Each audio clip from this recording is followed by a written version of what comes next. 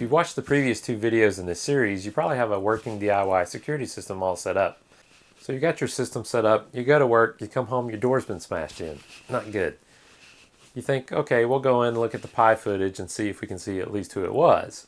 You go in, go to look at the footage, they've taken the Pis. So all that evidence is gone. In this video, we're going to learn how to protect against that by uploading our motion captures to the cloud. So for this project, we're going to need the original Raspberry Pi motion capture setup that we have, and we're going to need a Dropbox account.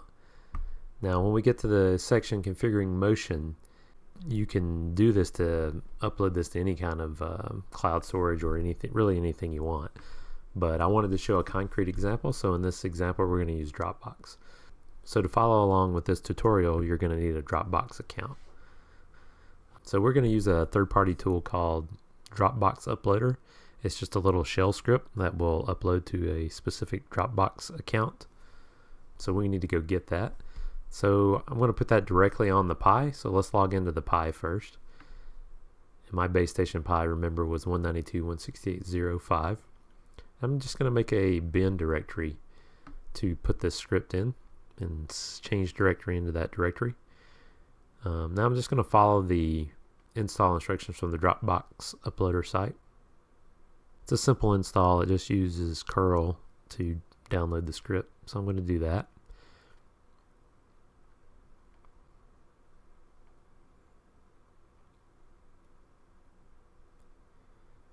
Okay, now I need to make it executable so that I can run it directly.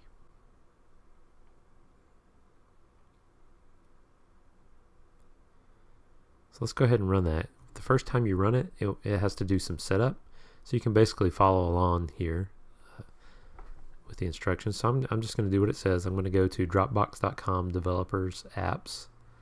Now I already have an account, so I can go directly to this page. If you don't have an account, obviously you'll need to create one if you want to do Dropbox. Okay. I'm going to click the Create App button and tell it we're using the Dropbox API. And we just need app folder access because we're just going to dump some data in a folder. You can name it whatever you want. I'm going to use DIY_security. So our script basically needs an access token. There's a button here to generate that. So I'm going to generate the access token. I'm going to copy it and paste it right into the script.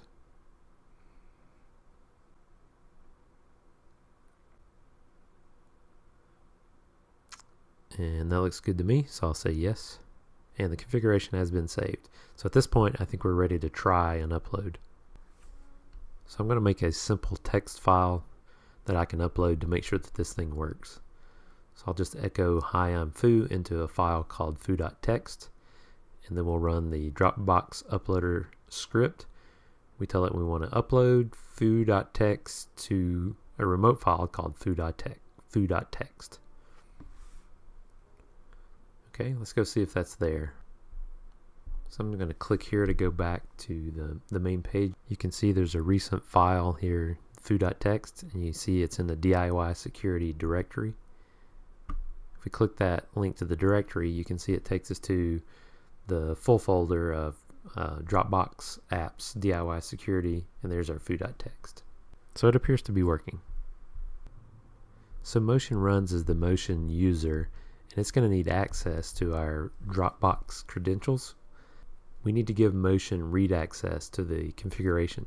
So an easy way to do that is just to add the read option for groups on our Dropbox uploader config, and then we'll just change the group to be Motion. That way Motion can read it, and our Pi user can read it, obviously, and then no one else. We don't want to give everyone read access to it because it has our secret key in it. So at this point we can go configure Motion to use the uploader script. So we go to the bottom of the file. So near the bottom of the file we're going to add another directive. This directive is called on_movie_in, and it basically tells Motion to perform this action when it gets to the end of a capture movie.